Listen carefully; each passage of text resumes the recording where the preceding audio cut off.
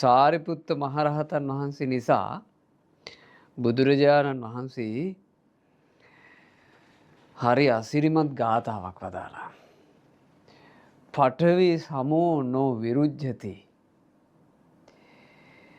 හරියට ඒ උතුමන්ගේ හිත් මහ පොළොව වගේ විරුද්ධ වෙන්නේ. ඉන්ද කීලූපමෝ තාදි සුබ්බතෝ.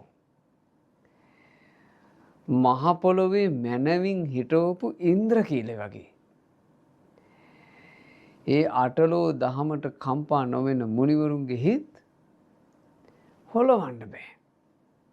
කම්පිත කරවන්න බෑ. උන්වහන්සේලා තාදී. රහදෝ අපේත කද්දමු හරියට මඩ නැති විල් වගේ. විලේ මඩ නැත්තම් කලබන්න බෑ. මඩ නැති විල මඩ කරන්න බෑ. මඩ නැහැනේ. මඩ තියෙන විල නම් ඔය පොඩ්ඩ ඇති.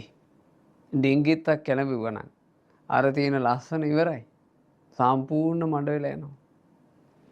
සංසාරාන භවන්ති තාතිනෝ. ඒ අකම්පිත මුනිවරු යලි යලිත් මේ සංසාර ගමනේ යන අය නොවේ.